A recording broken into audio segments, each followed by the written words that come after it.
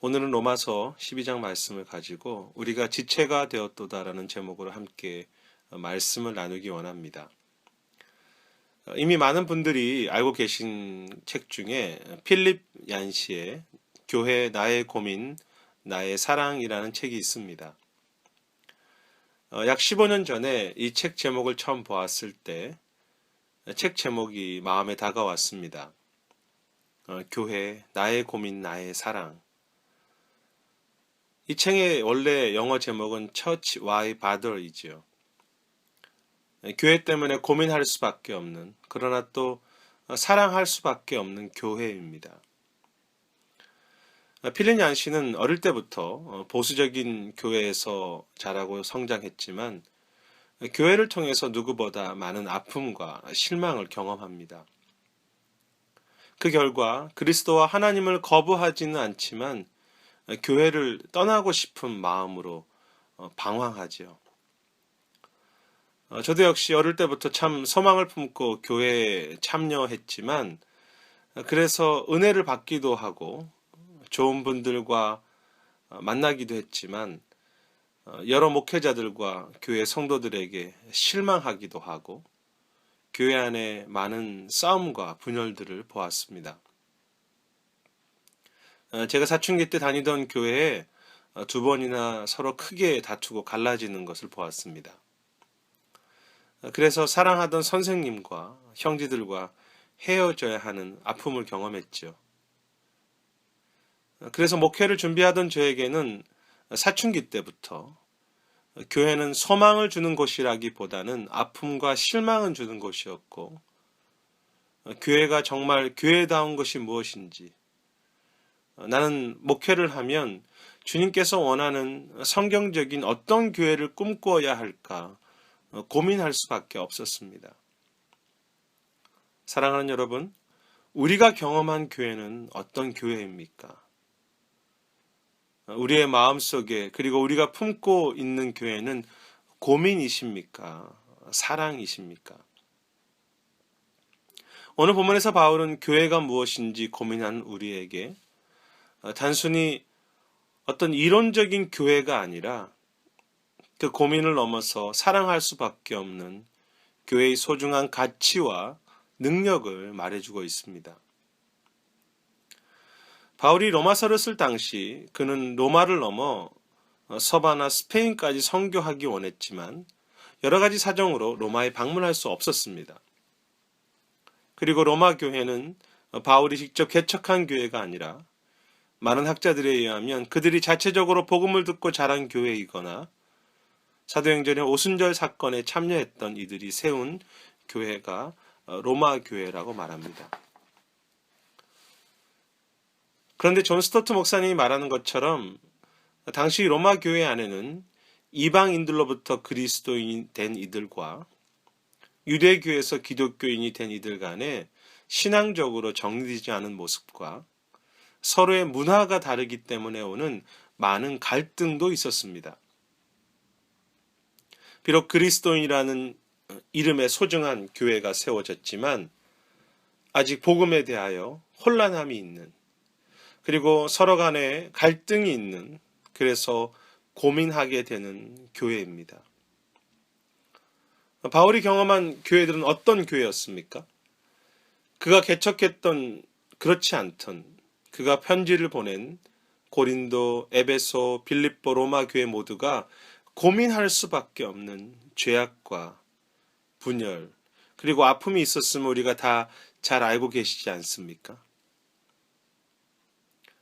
필립 얀시는 어릴 때 남부의 보수적인 교회를 다녔는데 그들은 말씀과 그리스도를 중요하다고 말하면서도 오히려 약한 자들과 다른 민족들이 그리스도에게 나오는 것을 가로막는 모습을 많이 보았다고 했습니다. 스스로만 의롭다고 생각하거나 많이 가진 사람, 배운 사람, 백인만이 우수하다고 믿으며 약한 자, 다른 민족들을 무시하는 자기 교만과 편견에 사로잡혀 우리들만의 벽과 성을 쌓고 살아가는 신앙입니다. 물론 그 내용은 조금 다르지만 로마 교회와 많은 신약의 교회들의 모습도 마찬가지였습니다. 그래서 바울은 이 로마서를 쓸 때 1장부터 11장까지 해서 복음에 대하여 다시 설명하므로 그 로마 교회가 복음과 십자가에 기초한 교회가 되기를 소망했던 것입니다. 교회는 분명 복음과 십자가에 기초한 교회가 되어야 소망이 있기 때문이죠. 그리고 바울은 이제 오늘 본문 12장부터 16장에서 그 소중한 복음과 십자가를 가진 우리가 어떻게 이 세상에서 복음으로 살아갈지에 대하여 설명해 줍니다. 1장부터 11장까지의 내용이 복음의 소중한 이야기라고 한다면 12장부터는 구체적으로 복음이 어떻게 능력이 되는지 그리고 우리 삶 속에 복음을 어떻게 순종할지를 드러내는 말씀이라고 정리할 수 있을 것입니다. 그런데 그 소중한 12장이 어떻게 시작됩니까? 바울은 처음 1절과 2절에서 너희 삶을 거룩한 산 제사로 드리라고 선언한 후에 3절과 4절에서 우리가 복음을 위하여 좀 더 열심히 하자, 더 수고하자라고 말하고 있지 않습니다. 바울이 4절에서 무엇이라고 말합니까? 너희가 그리스도 안에서 한 몸을 이루어 지체가 되었다고 그는 시작합니다. 저는 여기에 소중한 믿음과 복음의 비밀이 있다고 생각합니다. 조금 이상하지 않습니까? 복음을 가지고 이 땅에 살아가야 하는데 그 복음의 능력을 체험해야 하는데 우리가 한 몸 지체가 된 것이 가장 먼저 이야기할 정도로 그렇게 중요하다는 것입니다. 특히 오늘 4절 말씀을 잘 보십시오. 바울은 이제 여러분 서로 지체가 되도록 다 함께 노력하십시오라고 말하지 않습니다. 바울은 인종이 다르고 문화와 생각이 다른 우리 모두가 그리스도 안에서 이미 한 몸, 한 지체, 한 가족을 이루었다고 선포하고 있죠. 어떤 의미에서 바울은 그리스도의 몸이라는 소중한 선물이 이미 우리 안에 주어져 있으며 너희가 그 신비한 몸에 이미 속해져 있는데 이 비밀이 그리스도의 몸이라고 하는 이 선물이 복음으로 살아가는데 얼마나 중요한 것인 줄 아냐고 감격하면서 말하는 것과 같습니다. 아니 바울은 좀 더 지나서 너희가 복음으로 살고 싶다면 교회가 조직이나 종교 행사를 위한 모임이 아니라 서로가 지체되는 교회가 무엇인지 배우라고 체험하라고 말하는 것이죠. 거기에서부터 시작하라. 여기서 이 지체 즉 몸의 파트가 되었다는 말의 헬라어는 신약 성경에서 30번 이상이나 나오는 단어로서 특히 사도 바울이 교회를 생각할 때마다 가장 강력하게 사용하던 단어입니다. 그런데 그 지체란 뜻은 마치 몸의 각 부분이 핏줄과 신경과 근육으로 서로 연결되어서 서로 간에 생명을 흘려보내듯이 우리 역시 서로가 생명을 흘려보내도록 서로를 향해 깊게 연결되어 있다는 의미가 지체되었다는 뜻입니다. 즉 서로가 없이는 살 수 없는 것이 지체입니다. 한번 생각해 보십시오.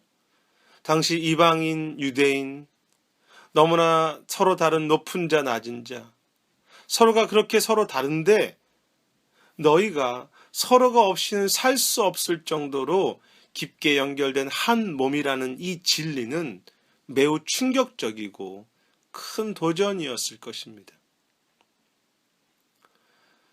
저는 우리가 진정한 신앙과 믿음을 위해서 꼭 체험해야 될 것이 두 가지가 있는데 그 첫 번째는 십자가와 복음이며 두 번째가 바로 이 교회가 무엇인지 배우고 체험하는 것이라고 생각합니다. 물론 교회를 너무 잘 아시죠. 부모님들이 목회자이시고 장로님이시고 몇 대째 신앙생활을 몇십 년째 교회를 다니셨기에 교회를 잘 아시지요. 그것은 저와 여러분 다 마찬가지지 않습니까? 하지만 우리는 그리스도의 몸된 교회라는 말씀의 의미를 더 배워가야 하지요. 말씀이 이야기하는 지체가 되는 교회, 가족으로서의 교회를 우리의 머리가 아니라 과거의 우리의 기억 속에서가 아니라 날마다 오늘 이 삶의 현장에서 배우고 새롭게 체험해야 하지 않겠습니까? 약 10년 전 홍콩에서 건강한 교회를 소망하는 아시아와 미국의 교회 지도자들이 모임이 있어서 한국의 몇 목회자들과 함께 그곳에 방문했던 적이 있습니다. 수백 명의 교회 지도자들이 모였습니다. 그런데 대체로 이런 모임에서 한국 목회자들이 원하는 것은 좋은 프로그램이지요. 어떻게 하면 건강한 교회 프로그램을 통해서 우리 교회를 잘 운영할 수 있을까입니다. 일과 프로그램에 관심이 많습니다. 그런데 그 모임은 일주일 내내 특별한 특강도 어떤 프로그램 소개도 없이 그 목회자들은 서로 모여서 반가워하며 같이 예배하고 밥 먹고 교회들의 소식을 나누고 선교와 구제를 서로 격려하며 함께 기도하는 것이 전부였습니다. 우리 중에 어떤 목사님이 답답하셨던지 그들에게 물었습니다. 매년 이런 식으로 하시냐고. 그런데 왜 이렇게 많이 목회자들이 모이냐고. 그렇게 물었습니다. 그때 그 모임을 주관하시던 그 홍콩의 벤웡이라는 목사님이 그렇게 말했습니다. 우리는 모두가 다 한 몸이기 때문에 한 가족이기에 매해 모여 서로 환영하고 같이 먹고 예배하고 위로하며 격려하고 서로의 복음을 위해 같이 기도하기 위해 모인 것뿐이라고 했습니다. 그래서 많은 분들이 가족이기 때문에 한 지체이기에 서로 나라가 다르고 서로 교회가 다르지만 이 모임을 그렇게 1년에 한 번씩 사모하면서 모인다고 했습니다. 저는 그 모임 속에서 교회 리더들이 어떤 일로서 모이는 것이 아니라 사무적인 만남이 아니라 아니 세속적으로 노는 모임이 아니라 목사님들부터 한 지체가 되어서 그리스도 안에서 서로를 아끼고 서로를 품는 서로가 서로에게 깊이 연결된 한 지체로서의 그리스도의 몸을 이론이 아니라 실제로 보며 또 새롭게 배울 수 있었습니다. 날마다 교회를 배우는 것이죠.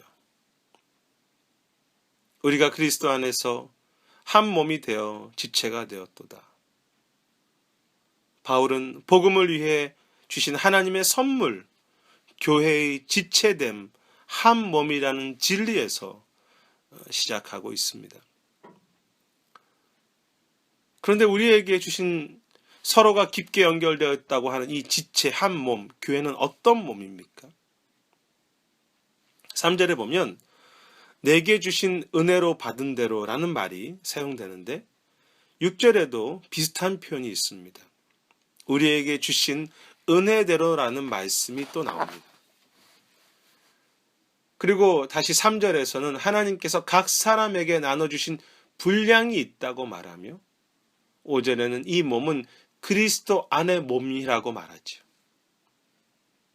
바울은 이 한 몸의 지체 속에서 무엇을 보고 있습니까? 그리스도로부터 하나님으로부터 은혜와 생명이 그 몸 안의 지체 속에 흘러가고 있는 것을 보고 있습니다. 바울은 그 로마 교회가 완벽하기에 그 교회 속에서 그리스도의 은혜와 생명이 흐른다고 말하지 않습니다. 그 로마 교회는 그리스도의 몸이기에 머리 대신 그리스도로부터 그 생명과 은혜와 십자가의 능력이 신비하게 흘러간다고 말하는 것입니다.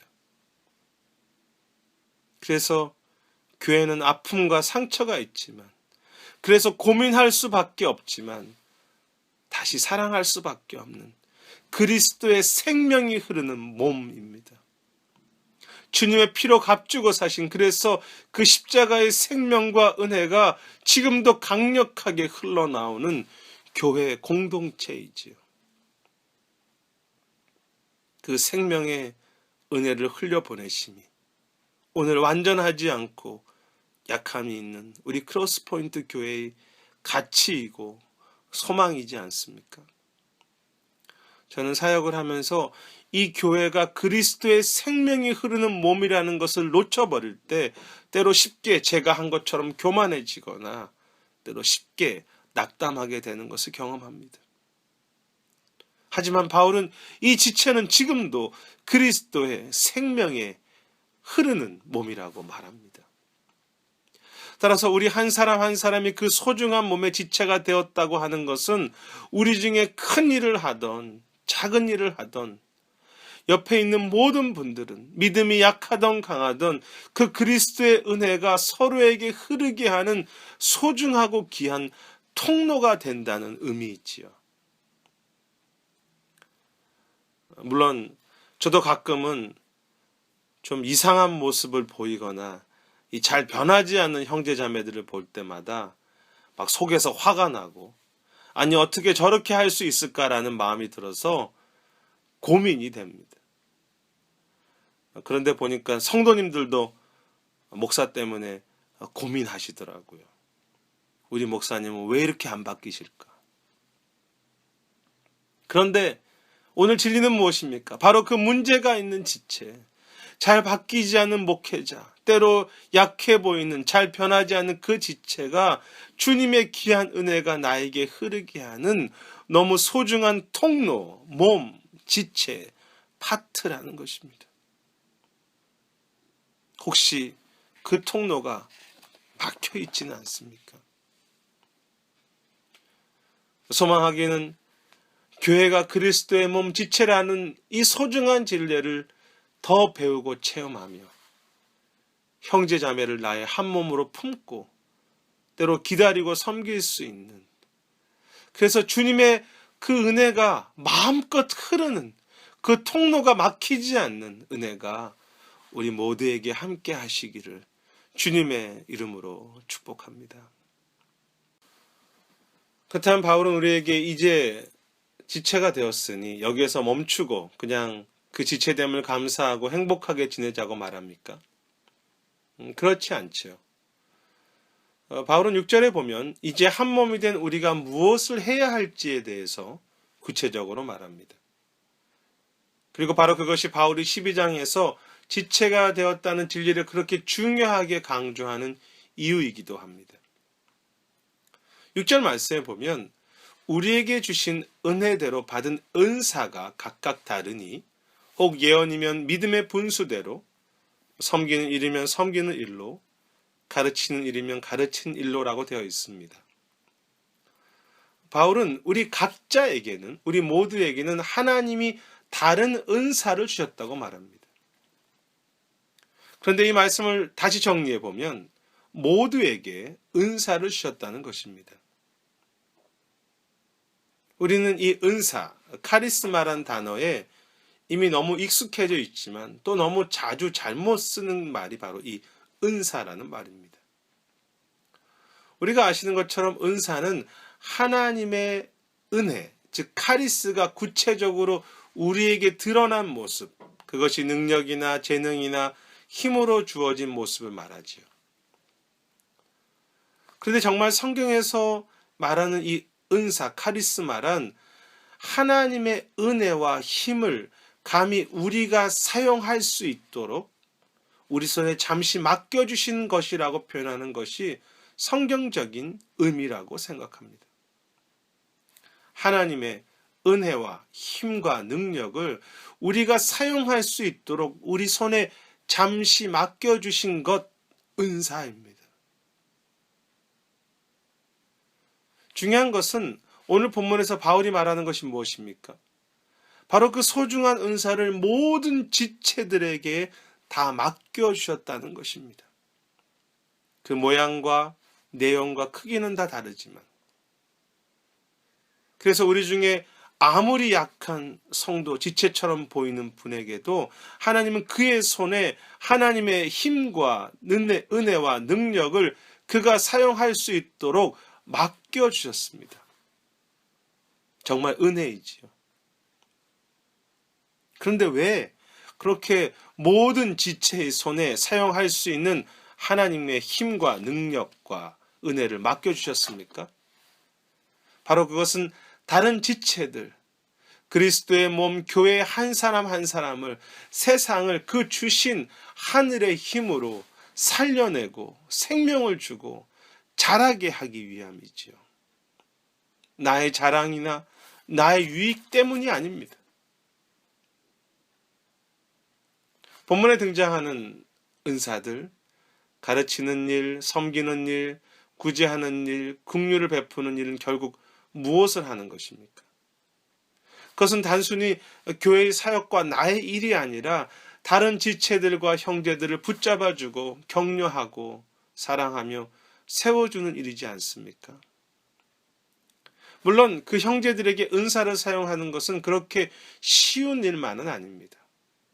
은사를 사용한다고 해서 결과가 반드시 좋은 것만도 아니지요. 열매가 잘 보이지 않을 때도 있습니다. 그래서 9절부터 사도 바울은 그 은사를 사용함에 있어서 사랑과 인내와 기도와 눈물의 겸손이 함께 있어야 될 것에 대해서 이야기합니다.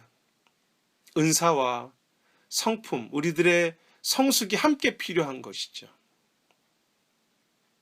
그런데 당장 열매가 없어 보여도 포기하지 않고 우리 각자의 손에 주신 하나님의 은혜와 힘과 능력을 서로를 향해서 사용하기 시작할 때 우리의 힘이 아니라 하나님의 능력과 힘이 서로를 살리며 결국 약하고 부족한 지체들이 복음으로 살아갈 수 있도록 힘이 주어지는 것입니다. 그래서 12장에 복음으로 살기 위한 비밀이 바로 이 지체됨에 있습니다. 너희의 지체들이 은사로 너를 살릴 것이다. 너도 그 은사로 너의 지체들을 살리라. 어릴 때부터 교회에 다녔지만 제가 주님의 사랑을 머리가 아니라 가슴으로 느낀 것은 위대한 설교자의 말씀이나 훌륭한 강의를 통해서가 아니었습니다. 그리고 대단한 찬양 가수의 성가 곡도 아니었습니다. 예전에 나눈 적이 있는데요.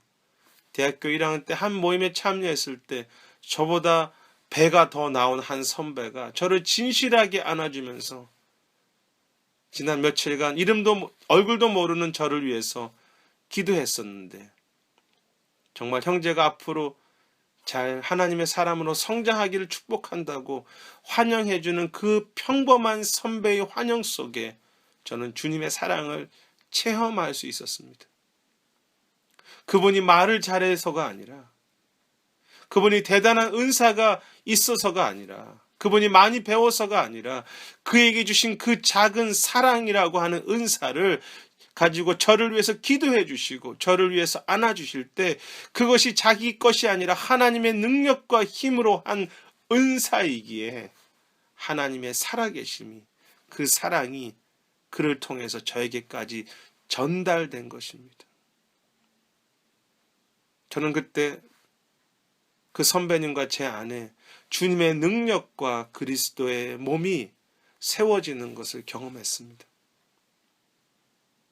그것이 주님이 우리가 지체되게 하신 이유이며 우리에게 은사를 주신 목적이지요. 하늘로부터 너에게 주어진 그 은혜를 평범해 보인다고 하더라도 서로를 향해 사용하라. 그곳에 나의 몸을 더 강하게 세워져 갈 것이며 그 은혜, 카리스를 더 깊이 경험하게 될 것이다. 그리고 바로 너희를 통해서 세상이 나를 알게 될 것이다. 따라서 형제들과 하나 되어 은사를 나누는 것은 단지 친교나 교회 프로그램이 아니라 단지 어떤 일과 교회 사역 정도가 아니라 그것을 통해 주님을 더 경험하고 오늘 주님으로부터 오는 그 신비한 생명이 나에게 전달되는 데는 없어서는 안 되는 소중한 보석이며 주님이 우리에게 주신 비밀이지요. 하지만 안타깝게도 이 땅의 교회 속에 그 보물과 비밀을 다 잃어버리고 우리는 살아가지 않습니까? 여러분이 사단이라면 어떻게 성도들의 신앙을 흔드시겠습니까? 여러 가지 방법이 있겠죠. 제가 사단이라면, 물론 이렇게 멋진 사단은 없겠지만 그리스도의 몸인 교회를 가장 먼저 망쳐놓겠습니다.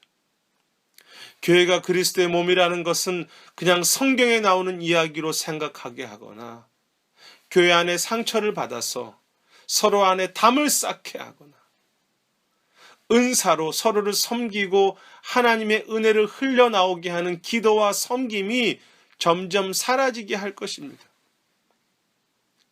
일만 남는 교회가 되겠죠.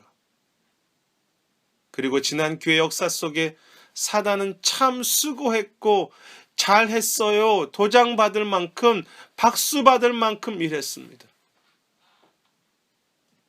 교회 안에 하나님이 주신 힘으로 서로를 세워가는 성도들이 줄어갔고 서로를 깊이 신뢰하지 않는 교회가 늘어갔으며 몸이 아니라 조직과 행정으로서의 종교 기관만 되게 하여서 나의 은사와 나의 이름만 뽐내는 성도와 교회가 많아져 갔기 때문입니다. 바로 이것이 우리가 오늘도 부둥켜 안고 아파하면서 울고 또 울어야 할, 고민해야 할, 그리고 다시 회복해야 할, 상처나고 찢긴, 갈라진, 사랑해야 할 그리스도의 몸입니다.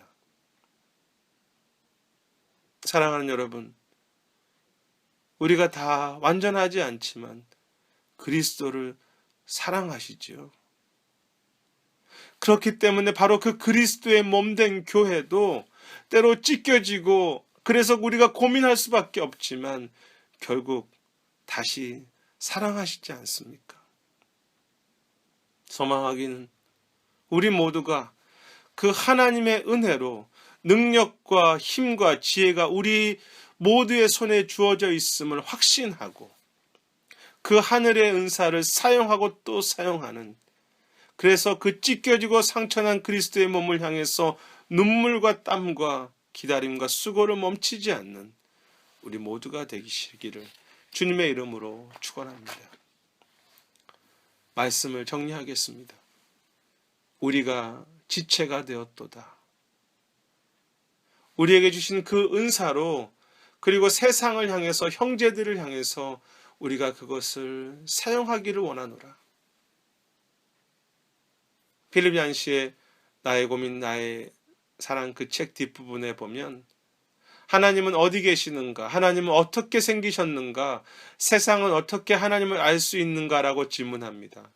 그리고 필립 얀시는 스스로 대답하기를 하나님은 더 이상 그 이스라엘의 장막이나 예루살렘 성전이 아니라 평범하다 못해 비천한 우리 한 사람 한 사람들 사이에, 그리고 우리 모임 속에 거하기로 작정하셨으며 온통 모순투성인 인간들이 모인 이 교회를 통해서, 우리를 통해서 주님은 이 세상에 자신을 드러내신다고 그렇게 대답했습니다. 바로 그것이 12장에서 바울이 그렇게 마음으로 호소하고 초대하는 진리이지요. 그리스도의 몸이 얼마나 우리에게 중요한지 깨닫고 이 땅에 복음을 전하기 위해, 이 땅에 복음으로 살기 위해 그 소중한 몸의 비밀을 체험하시고 또 그렇게 실천하십시오라는 바울의 도전입니다. 우리가 소중한 주님의 지체가 되었다고 하는 이 비밀. 교회는 여전히 아픕니다. 그래서 고민이지요. 하지만 교회는 우리가 만들어가는 그 무엇이 아니라 이미 주님이 세우신 생명과 은혜와 은사가 흐르는 몸에 우리는 참여하고 그 생명을 얻어가는 하늘의 선물입니다.